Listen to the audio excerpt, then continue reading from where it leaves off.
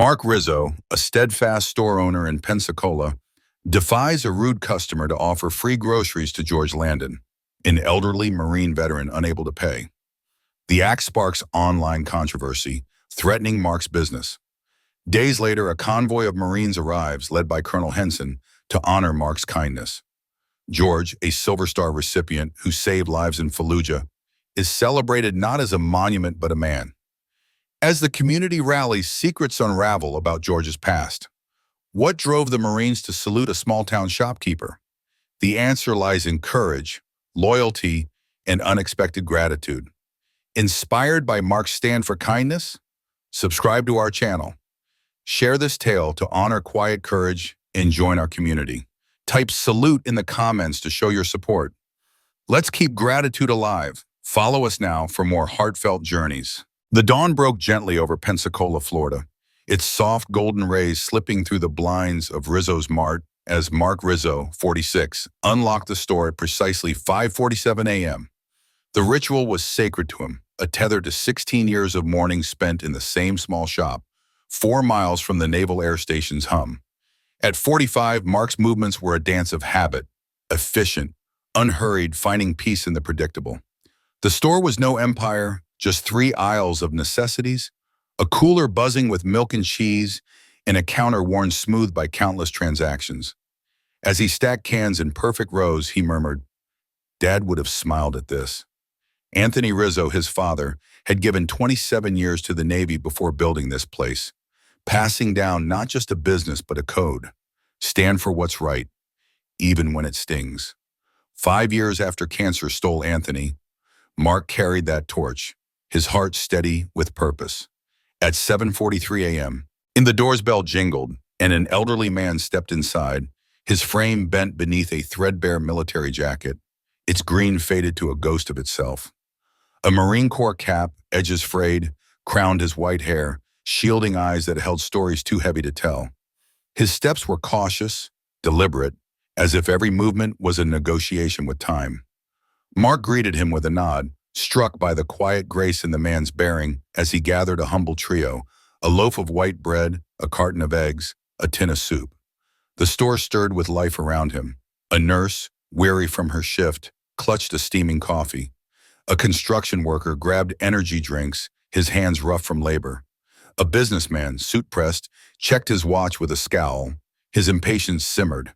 When the old man reached the counter, his gnarled hands fumbled for his wallet, opening it with a flicker of expectation that crumbled into dismay. "Got my days wrong," he said, his voice like worn leather, soft and cracked. "Pension's not till Friday. Thought today." His voice faded and he pushed the items back, his face flushed with a shame that seemed to shrink him further. "I'll come back. Didn't he mean to waste your time?" His eyes stayed low as if the floor could absorb his mortification. Before Mark could speak, a harsh voice shattered the quiet. "Can't pay? Get out before I call the police!" The businessman barked, stepping forward, his face flushed with self-important fury. "Some of us have places to be." The words hung heavy, silencing the shop. The nurse stared at her coffee, stirring it absently. The construction worker turned, suddenly fascinated by a snack label. A mother nearby drew her child close, her eyes darting the scene. The veteran's shoulders sagged, his gaze rooted to the floor, each syllable a weight he bore in silence. Mark's pulse surged, a fire of indignation and duty flaring within him. He moved from behind the counter, placing himself squarely between the businessman and the veteran, his stance a wordless vow. "Sir," he said, addressing the older man with a calm, "please take these groceries. They're on me today." The veteran's eyes lifted, pride clashing with his wounded dignity. "I don't take charity," he whispered, his voice trembling with a stubborn spark.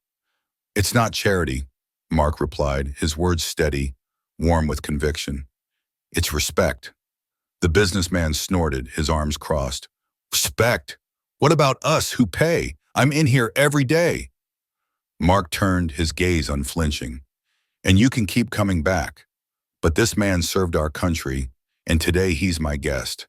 If you can't handle that, you know where the door is." The businessman's face contorted. "This is insane," he muttered, dumping his items on a shelf. "You've lost me for good." The door slammed, the bell ringing out like a battle cry. The store exhaled, the silence softer now. Mark bagged the groceries with care, each item a small offering to restore what had been bruised. "I'm George," the veteran said, his hand trembling as he offered it, his voice finding firmer ground. "George Landon, I'll settle up Friday." Mark shook his hand, feeling the resilience beneath the shake. "No hurry, George. Today's covered." As George left, his steps a touch lighter, Mark watched him disappear, a quiet pride blooming within. Righteousness rarely earns a crowd's applause, he mused. It's a solitary stand, a stone dropped in a pond, its ripples unseen but undeniable. Yet he knew, as his father had, that the softest acts of courage often resound the farthest. 3 days later, a rumble stirred the street outside Rizzo's Mart. Mark paused mid-stock, peering out as a line of military vehicles halted, their engines growling. Over 20 Marines, their uniforms sharp, stepped out, forming a solemn line at attention before the store. Customers gaped, and neighbors gathered, their whispers buzzing. Mark stepped outside, his heart pounding, torn between awe and uncertainty. An officer approached, his voice firm with gratitude. "Mr. Rizzo, we're here for George Landon. We're here to thank you." Mark's mind flashed to that quiet morning, the worn jacket, the trembling hands, the man who'd left with a mate in a moment's worth of dignity. Who was George Landon, that a single act of kindness Sayan had called forth a legion to honor him? The metal bracelet on the veteran's wrist gleamed faintly under the store's fluorescent lights, its edges worn smooth by decades of quiet endurance. The engraving, though faded, was unmistakable. "First Recon, 2004. To Mark, the store owner, those words carried a weight that reached far beyond the modest confines of Rizzo's Mart. They spoke of Fallujah, a name etched in history as one of the bloodiest urban battles American forces had faced since the jungles of Vietnam. Mark's eyes lingered on the bracelet, his mind racing with images of a young Marine navigating a city-turned battlefield, where every corner held the threat of death. The veteran, George, stood before him, his weathered face betraying little of the chaos he'd survived. Yet the bracelet told a story of resilience, of a man who'd carried the weight of war long after the gunfire faded. During a lull in the afternoon, Mark sat at the counter, his laptop open, diving into the history of the 1st Reconnaissance Battalion. The articles he found painted a harrowing picture. Relentless house-to-house combat, where dust and blood mingled in the air, and the screams of the wounded were drowned out by the roar of explosions. Entire squads had been decimated, yet moments of raw courage shone through, men dragging comrades to safety under a hail of bullets, defying odds that seemed insurmountable. Mark leaned back, his chest tight with a mix of awe and unease. George, now in his late 60s, had walked through that hell at an age when most would be settling into retirement. The thought stirred something deep in Mark, a quiet respect, tinged with the weight of knowing he could never fully grasp what George had endured. By mid-afternoon, Mark's phone began to hum with notifications, each one a jab to his already unsteady nerves. A customer had recorded the morning's incident, a tense exchange where Mark had asked a disruptive patron to leave after they'd mocked George's worn appearance and demanded priority service. The video, now spreading across social media, came with a caption that twisted Mark's actions into something ugly. "Store owner kicks out paying customer to give handouts to alleged veteran." The comments poured in, a storm of divided opinions. Some praised Mark's compassion, calling him a rare soul who honored those who'd served. Others were vicious, accusing him of staging a publicity stunt, of exploiting a supposed veteran for clout. "My grandfather was a real vet and never begged for handouts," one comment sneered. "This guy's probably faking it for sympathy." Mark silenced his phone, his stomach churning. He hadn't acted for likes or shares. He'd simply done what felt right, a reflex born of instinct rather than calculation. Yet the online vitriol stung, each word a reminder that good intentions could be weaponized in ways he hadn't anticipated. The next day, the store felt emptier than usual. Regulars who'd once greeted Mark with warm smiles were conspicuously absent, their absence a silent judgment. A produce supplier called, their voice clipped, citing vague logistical issues to push back a delivery that had been as reliable as clockwork every Tuesday for 3 years. Mark hung up, his jaw tight, sensing the ripple effects of the controversy. His niece, Elena, bounced into the store after school, her backpack swinging as she climbed onto a stool by the counter. Her wide eyes, usually bright with curiosity, were clouded with confusion. "Uncle Mark, why are people saying mean things about you online?" she asked, her voice small. "Katie's mom said you threw somebody out of the store." Mark's heart sank. He crouched beside her, searching for words that could explain the messy truth to a child. "Sometimes, Elena," he said softly, "doing what you think is right doesn't make everyone happy. It's like choosing to help someone even when others don't understand why." Elena tilted her head, her brow furrowed. "But you helped someone. Isn't that good?" Before Mark could answer, the bell above the door jingled, interrupting the moment. A postal worker stepped inside, holding a small package that required Mark's signature. Inside was a faded photograph, its edges soft from years of handling. It showed a group of Marines in desert camouflage, their arms slung around each other's shoulders, standing in front of a battered building pockmarked by bullet holes. In the center was a younger George Landon, his face unlined, but unmistakably the same man who'd stood in Mark's store just yesterday. The strength in his posture, the quiet determination in his eyes spoke of a man forged in fire. On the back, in neat blue ink, was a handwritten note. "One of the best men I've ever served with. If he ever needs anything, call me. Major Henson, Camp Lejeune." A business card was clipped to the corner, bearing a phone number with a military extension. Mark held the photo, his throat tight, feeling as though he'd been entrusted with something sacred. A tangible piece of George's past, a testament to bonds forged in the crucible of war. That evening, Mark's sister called, her voice thick with worry. "Mark, have you seen the online reviews? Your store's rating has dropped nearly 2 stars in a single day. There's even talk of a boycott." Mark's gaze drifted to the photograph, now propped against the register like a quiet sentinel. "It'll pass," he said, his voice steadier than his heart. But as he hung up and began his closing routine, straightening shelves that barely needed tidying after such a quiet day, doubt crept in. The store, his livelihood for 16 years, felt like a ship taking on water. Suppliers were pulling back, customers were drifting away, and the practical reality of running a small business with dwindling revenue loomed like a storm cloud.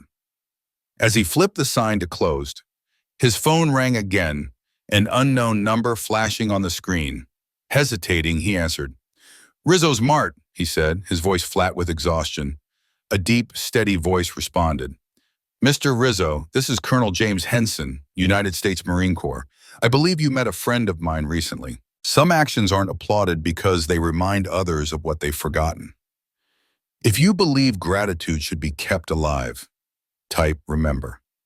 The words hit Mark like a lifeline, pulling him back from the edge of despair. He stood in the darkened store, the weight of the day lifting just enough to let him breathe. The next morning, Mark hesitated before unlocking the front door. For the first time in 16 years, he questioned whether opening the store was worth it. The controversy had clawed at more than his reputation. It had shaken the fragile ecosystem of his business. Yet as he stood there, key in hand, the bell jingled behind him. A small girl, no older than 7, stepped inside, clutching a paper bag adorned with colorful crayon drawings. Her eyes were wide, her voice barely a whisper. "Are you Mr. Rizzo?" she asked. Mark nodded, kneeling to meet her gaze, his heart softening at the sight of her earnest expression. She held out the bag, her hands trembling slightly. "This is for you," she said, "from my dad. He said you're a good person." Mark took the bag, his fingers brushing the uneven lines of a child's artwork, and felt a flicker of hope reignite. Whatever lay ahead, boycotts, empty shelves, or dwindling profits, he knew he'd made a choice that mattered, not just to George, but to someone else out there, watching, remembering. The little girl's gaze met Mark Rizzo's as she stood on her tiptoes, barely reaching the counter's edge. Her eyes sparkled with a mix of nervousness and pride, her small hands clutching a paper bag that crinkled softly under her grip. "That's me," Mark said gently, leaning forward to meet her at eye level, his voice warm but curious. "What can I help you with, kiddo?" She hesitated for a moment, her cheeks flushing, as she carefully placed the bag on the counter, nudging it toward him. "These are cookies," she said, her voice soft but steady. My mom and she'd made them. I don't have any money, but I wanted you to have them. My mom says you're a good person. Mark's heart stirred at her words, a quiet warmth spreading through him. He opened his mouth to respond, to thank her for the gesture, but before he could find the right words, the ground beneath his feet began to hum. A low, mechanical rumble filled the air, growing louder with each passing second until it drowned out the usual hum of the small-town street outside his store. His brow furrowed as he glanced toward the windows, where the blinds cast slatted shadows across the floor. Outside, a surreal scene unfolded. A convoy of military vehicles rolled into view, their tires crunching against the asphalt of the normally sleepy road. Humvees, tactical trucks, and SUVs, each bearing the unmistakable insignia of the Marine Corps, moved with precision, parking in a tight formation that blocked traffic in both directions. Mark stepped out from behind the counter, the cookie bag still clutched in his hand, its warmth a faint comfort against the sudden weight of the moment. His pulse quickened as he pushed open the door, the bell jingling faintly above him. The air outside was thick with the scent of diesel and dust, and nearly 30 Marines in crisp service uniforms disembarked from the vehicles, forming a disciplined line across the sidewalk. Their faces were unreadable, their postures rigid with purpose. Mark's throat tightened as he scanned the scene, acutely aware of neighbors and passers-by pausing in their tracks, their whispers forming a soft undercurrent to the surreal moment. A tall man stepped forward, his presence commanding despite the silver threading through his hair at the temples. His uniform gleamed with the insignia of a full colonel, and his eyes locked onto Mark's with an intensity that made the shopkeeper feel both honored and exposed. "Mark Rizzo," the man said, his voice steady and clear, cutting through the stillness. "I'm Colonel James Hennon, 1st Reconnaissance Battalion. May we speak with you?" Mark nodded, his mind racing, but his body frozen in place. He felt the weight of dozens of eyes, Marines, neighbors, strangers, bearing down on him, each gaze carrying its own unspoken question. What could possibly have brought this military spectacle to his humble store? "Of course," he managed, his voice quieter than he intended. Colonel Hennon's expression softened, though his tone remained formal, resonating across the now silent street. 3 days ago, Mr. Rizzo, you showed extraordinary kindness to a Marine who served under my command. His name is George Landon, and he is far more than just a veteran to us." Hennon paused, his gaze sweeping over the assembled Marines, whose faces remained solemn but flickered with a shared reverence. "George was our senior combat medic during some of the darkest days in Fallujah. What you may not know is that, in a single firefight, he saved the lives of 14 Marines, refusing evacuation despite his own wounds. For that, he was awarded the Silver Star for valor, though he'd be the last to tell you about it." Mark's grip tightened on the cookie bag, the crinkle of paper grounding him as Hennon's words sank in. He glanced at the Marines, their expressions a mix of pride and gratitude, and a pang of humility struck him. He hadn't known any of this about George, just an older man who came into the store, quiet and unassuming, with a weight in his eyes that Mark had never dared to question. "George doesn't accept help easily," Hennon continued, his voice softening with a trace of regret. "His pride has often kept him from reaching out, even to those of us who owe him our lives. But what you did for him, Mr. Rizzo, treating him with dignity, not pity, accomplished something we've struggled to do. You saw him as a man that's still living, not just a shadow of the warrior he once was." Mark's chest tightened, a swell of emotion threatening to overwhelm him. He hadn't thought his small gesture, offering George a bottle of water and a quiet conversation, had meant so much. It had just felt right, the kind of thing his father would have done without a second thought. But now, standing before this formation of Marines, he felt the magnitude of that moment in a way he hadn't before. One by one, the Marines stepped forward, entering the store in an orderly procession. Each made a small purchase, a pack of gum, a bottle of water, a candy bar, handing over exact change with a precision that spoke of discipline. As they paid, they met Mark's eyes and offered a crisp, "Thank you, sir," their voices steady but heavy with meaning. Mark's hands trembled slightly as he rang up each transaction, his mind still reeling from the scene outside. He noticed the way they moved, purposeful and deliberate, and a quiet realization hit him. These men aren't local, he murmured to himself, glancing at Hennon. You brought them from Camp Leon. That's hours away. Hennon nodded, a faint smile tugging at the corner of his mouth. When we heard what happened, and the backlash you faced for your kindness, it wasn't a hard decision. We were already in the region for training exercises. This was the least we could do. Mark's throat tightened again, this time with a mix of gratitude and disbelief. He'd faced whispers and cold shoulders from some in the community after helping George, but he'd never expected this kind of response. As the last Marine completed his purchase, Hennon stepped forward once more, holding a small plaque.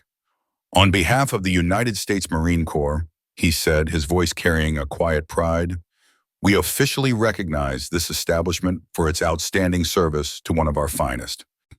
Mark accepted the plaque, his fingers brushing against the smooth wood as he struggled to find words. The crowd that had gathered outside, neighbors, passers-by, even a woman recording the scene on her phone, watched in hushed awe.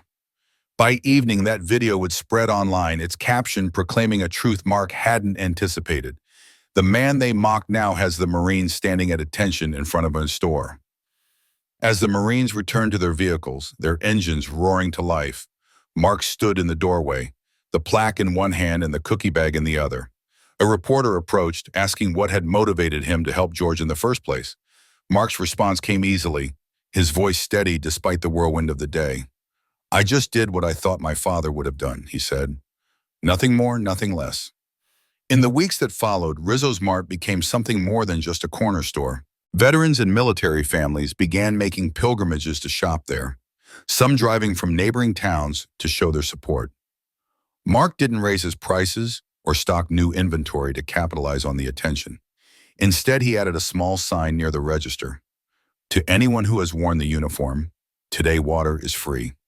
It was a simple gesture, but to those who saw it, it spoke volumes, a quiet acknowledgement of sacrifices that could never be fully repaid.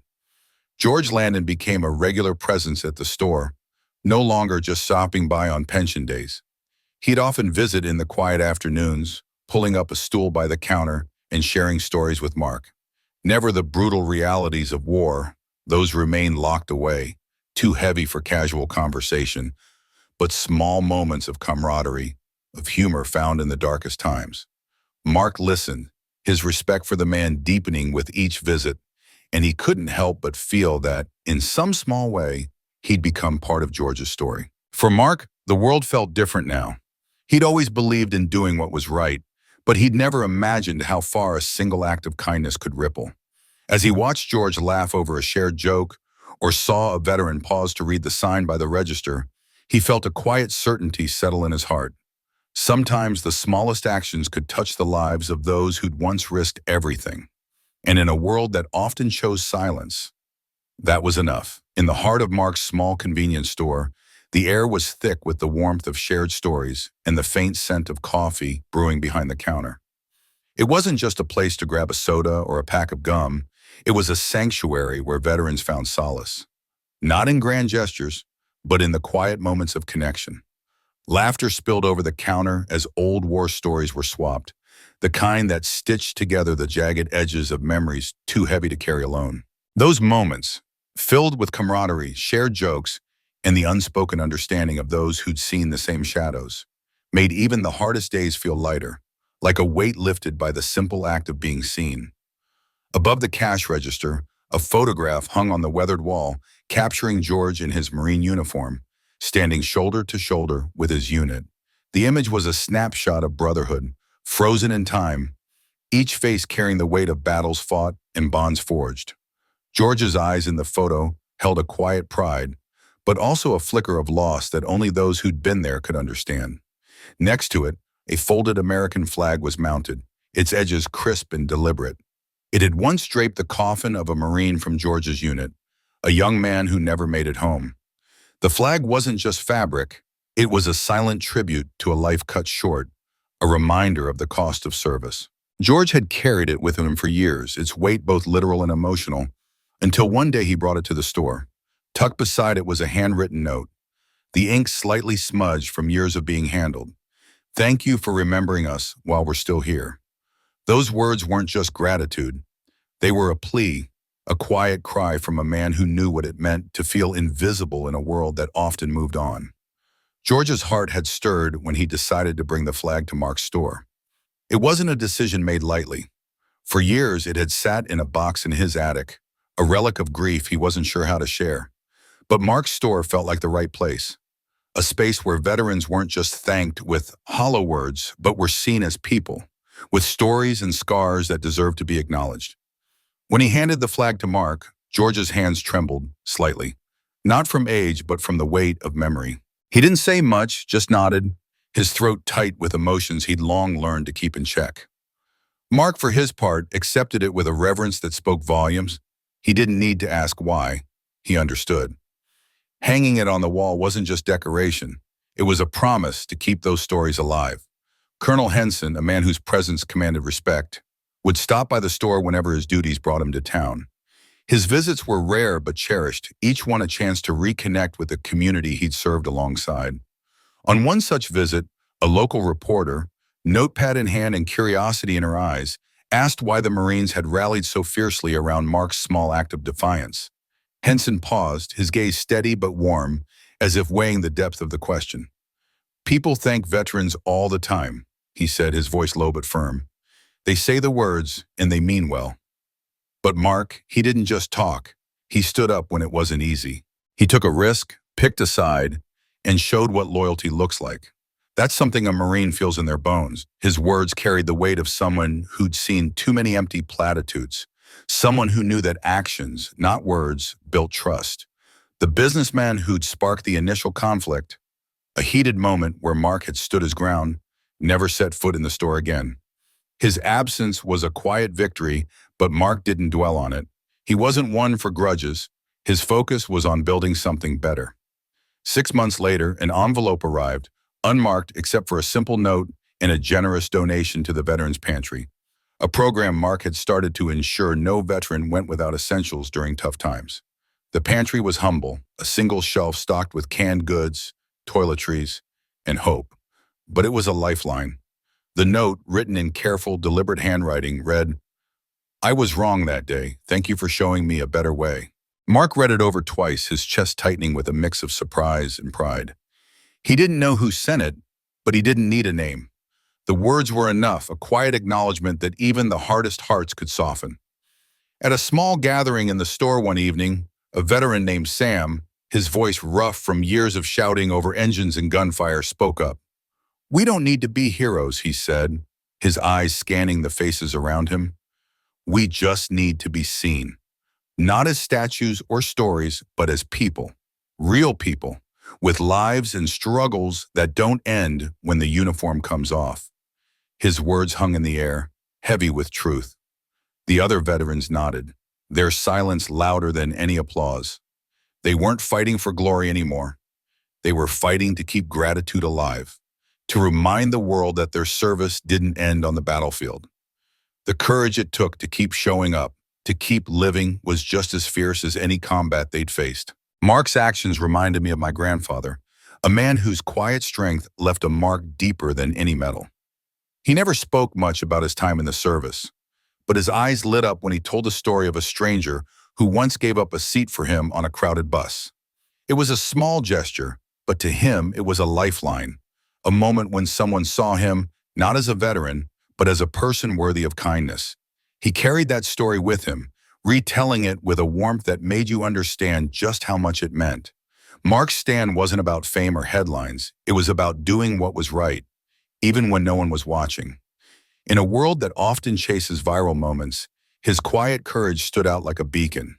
If this story stirs something in you, if it reminds you of someone who extended a hand without expecting anything in return, share it with them. Those quiet heroes, the ones who act from the heart, deserve to know their impact. They deserve to be remembered, not as monuments, but as people who make the world a little brighter, one small act at a time.